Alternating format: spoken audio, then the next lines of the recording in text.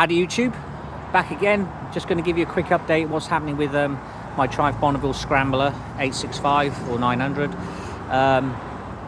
Yeah, it's just been for its 10k service. So I've just done over 10,000 miles on the bike, and there are a few issues, so let's talk about it. So I recently did a trip up to Wales to see family members, stuff like that. Probably did about 2,000 miles there and back, and riding around, that sort of thing. And on the whole, the bike did really well, no issues. However, the weather was absolutely appalling. It just rained, torrential rain the whole time, so I got soaked. And as a result, I just noticed on the way back from my ride, the brake, particularly the back brake, developed a really high-pitched squeal, and I could also feel and hear like a horrible scraping sound coming from the back, so I kind of thought the pads had gone. Anyway, got it back, took it to the dealer for its 10k service, and it needed new pads front and back, a new rear sprocket, new front sprocket, a new chain, and basically a new rear disc. So ouch, that was quite expensive. Also, a friend of mine pointed out that when we went for a ride, that the front brake wasn't engaging. Rear brake was fine, but the front brake wasn't engaging, so the tail light wasn't coming on. So it also needed a new switch gear on the front brake. So all that had to be done.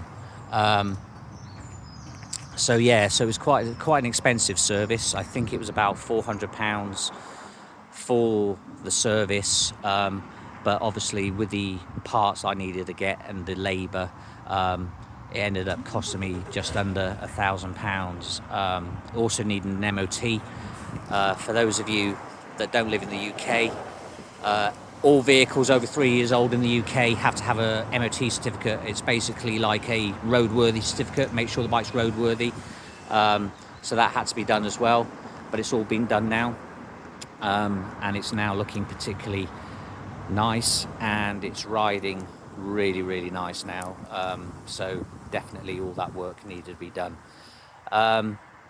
Just talk through a few modifications. As you can see, all the sort of chromy silver bits have sort of been blacked out now, so I've done the headlight bezel, and I think with that yellow light against the black, it now looks really good.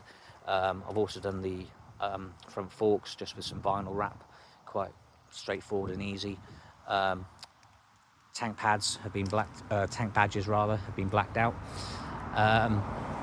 So yeah, quite pleased with the way it's looking at the moment. The new sprocket, chain, etc., they're Triumph parts, so I did have a gold chain on there, but obviously it's been replaced now. Doesn't look quite as good, but I may well get another gold chain next year maybe, just because I quite liked it with the gold chain. But I'm just happy that the bike is running as it should be. Doesn't look too bad, but it does look better with that gold chain, so I may well replace that. Some questions I've had about the bike. Okay, some people have told me in the comments that my pipes, they should be crossed, and yes, they should. However, when I got those comments, I suspected that it might be due to the pipes being wrapped, because when they're crossed, there's not really a lot of clearance between the pipes, and I suspect with that wrap on the pipes, they didn't fit due to the clearance issues. So I did mention that to the technician. He went through the bike, and he agrees that that's probably the reason why. He has checked the integrity of the pipes just to make sure that they're not leaking and they're structurally sound, and he was happy. So I'm not going to change them, because I do like the way those pipes are wrapped. It gives the bike a kind of more rugged kind of appearance, which I do like. The only thing I may do is those springs, when you see them, you can't unsee them, unfortunately, so I may get an additional heat shield, the same as the heat shield that's on there, just to cover those springs up. Question I've been asked is, how's the weight of the bike? It is a heavy bike, I'm not going to lie, it is heavy. When you're riding it, you don't feel that weight, and for the type of bike it is actually quite agile and nippy. It's obviously got a 19-inch front wheel, so it's not like sport bike agile, but it is pretty agile. I don't have any issues with that. It's just really when you're pushing it around, lugging it around, that's when you feel the weight, or if you're going at very, very slow speeds. But generally it's okay.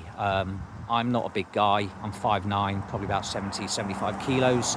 And if I can lug it round, then everybody else can lug it round. But it's just something to be aware of. Obviously, on that side stand, it does lean quite a way. So getting off the side stand, you've got to kind of dynamically throw your leg over and pull the bike at the same time. But that's just something you'll develop as you're living with the bike. So yeah, so generally very pleased with the way it's looking, really pleased with the way it's running at the moment. It's like a new bike basically, with all those additional bits. Very sharp, gears, everything engine wise, it's all good. The other thing I'll just mention as well, if anyone's thinking about buying one of these bikes, and particularly if they're thinking about switching this, because from the factory the ignition barrel here is on the other side. I had a bit of an issue where a few months ago the bike wouldn't start, so I took it down to Triumph, and basically it was the ignition switch. They replaced this. They said it just got stretched, because basically the cable, when it's on the other side, has got a shorter distance to the relay switch in the headlight bucket. So they replaced it and it was fine, but after a couple of months it had the same issue, it just wouldn't start. And basically the technician that worked on the bike said that the cable was being stressed because it's not quite long, the distance is not quite long enough. So what they've done is they've put a extended cable on there, and then instead of routing it, because it should come up here, they've actually tucked it under the tank and wrapped it around. So with a longer cable there now, the distance is shorter. So I'm hoping now, fingers crossed, that problem has now been resolved. So if you're buying one of these bikes and you're thinking about switching the ignition barrel over to the right side, just be aware of that you may have that issue and you may need a longer cable. But other than that, no, it's looking really good. Really pleased with it. There's just a couple more mods I want to do, but I will leave you in suspense, and I will obviously post videos when those mods are done. So thanks for watching, hope you've enjoyed it, and I will catch you in the next one. See ya.